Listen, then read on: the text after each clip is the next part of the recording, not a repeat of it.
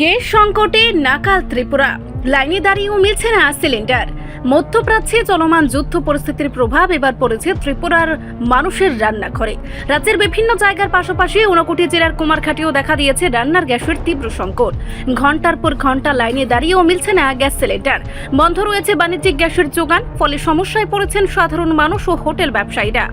মধ্যপ্রাচ্যের যুদ্ধ পরিস্থিতির জেরে গ্যাসের সরবরাহ কমে যাওয়ায় ত্রিপুরার বিভিন্ন জায়গায় দেখা দিয়েছে গ্যাস সংকট। কুমারঘাটের গ্যাস এজেন্সির সামনে প্রতিদিনই দেখা যাচ্ছে দীর্ঘ লাইন। নতুন নিয়ম অনুযায়ী একবার গ্যাস নেওয়ার ৪৫ দিন পরেই নতুন করে বুকিং করা যাচ্ছে, ফলে অনেকেই সমস্যায় পড়েছেন। গ্রাহক লক্ষ্মীকান্ত সিনহা জানান, গ্যাস এখন প্রতিটি পরিবারের নিত্য প্রয়োজনীয় জিনিস, কিন্তু দীর্ঘক্ষণ লাইনে দাঁড়িয়েও অনেক সময় গ্যাস পাওয়া যাচ্ছে না। অন্যদিকে স্বপ্না দাস নামে এক মহিলা অভিযোগ করেন, বুকিং সমস্যার পাশাপাশি নতুন দামে বাড়তি টাকা দিয়েই গ্যাস কিনতে হচ্ছে। গ্যাসের সংকটে কুমারঘাটের হোটেল রেস্তোরাঁ ব্যবসায়ও প্রভাব পড়েছে। ব্যবসায়ী দীপক পাল জানান, গ্যাসের অভাবে দোকানের বেশ কয়েকটি উনুন বন্ধ রাখতে হচ্ছে।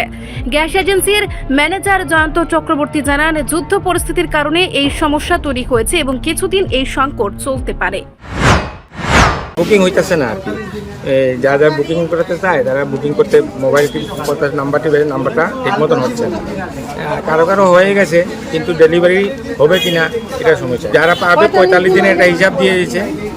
৪৫ দিন পরে যারা আগে এন্ট্রি ছিল, এরা ৪৫ দিনে পরে বলে তাদেরকে দেওয়া হবে। বাকি যেটা দেওয়া হবে কিনা এটা সিস্টেমে বলে দেবে। এইসব গ্যাস নিয়ে এখন বর্তমানে সবাই রান্না করছে গ্যাস নিয়ে। এখন গ্যাসের একটা সমস্যা সবাই দেখাচ্ছে এবং এটা প্রত্যেক পরিবারে আশা করি সমস্যার সৃষ্টি হচ্ছে। দিন ধরে বুকিং করতে আছে, বুকিং লাগে না। এর অফিসে না দিন আসি পরে আর তারা বুকিং করে দিছে।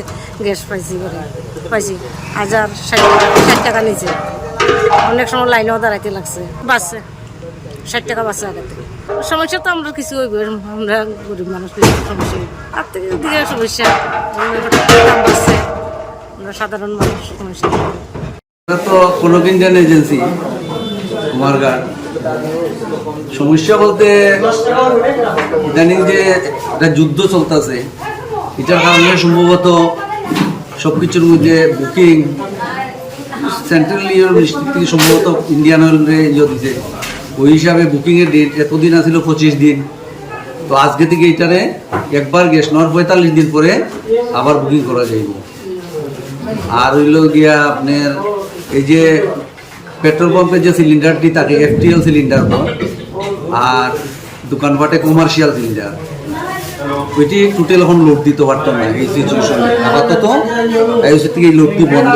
আইওসির বোটলিং প্ল্যান্ট থেকে লোড হওয়ার ক্ষেত্রে আগে যেখানে ৩ গাড়ি লোড দিছে, আমরা মনে হয় একটা এজেন্সির বড় এজেন্সি ২ গাড়ি ৩ গাড়ি, এই জায়গার মধ্যে ১ গাড়ি করিয়া লোড দিতে আছে।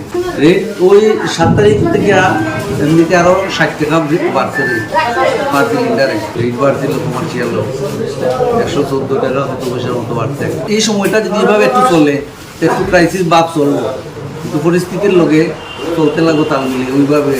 সমস্যা যেমন আপাতত যেটা চলছিল বুকিংয়ের ক্ষেত্রে একটু সমস্যা। সার্ভার সম্ভবত ওই যে ৪৫ দিন পরে বুকিং করবো বা এই সিস্টেমটার একটু মডিফিকেশন করায় গত ২ দিন ধরে বুকিংয়ের একটু প্রবলেম বেশি আছিল। তখন আশা করি এটার থেকে বাইরে যাব সম্ভবত। সফটওয়্যার একটু মডিফিকেশন করছে। হোটেল, আহার অ্যান্ড রেস্টুরেন্ট, আমার তো মেন সমস্যা হচ্ছে আমরা গ্যাসের লেগে তো করতে পারছি না। চুলা বন্ধ, ওইদিকে মানুষের খাবার দিতে পারতেছি না। গ্যাসের রেটও বাড়েছে, গ্যাসও পাইতেছে না। আমার ৪টা চলা চলে, কিন্তু এখন বর্তমানে ২টা চলতেছে। ২টা কমার্শিয়াল সিলিন্ডার খালি পাইতেছে না। গেলে বুকিং লইতেছে না বা ওখানে নাই, এই পরিস্থিতি চলছে। এটা তো প্রচণ্ডই সমস্যা। কাস্টমার আজকে বিরিয়ানি বানাইছি না গ্যাসের লেগে, পাসপোর্ট বন্ধ রাখছে শুধু। কোন সিদ্ধান্ত করতেছে যে লাকড়ির চুলাই করতে লাগবে, গ্যাস না পাইলে হোটেল তো চালাইতে লাগবে। রিপোর্ট সংবাদ প্রতীক্ষা।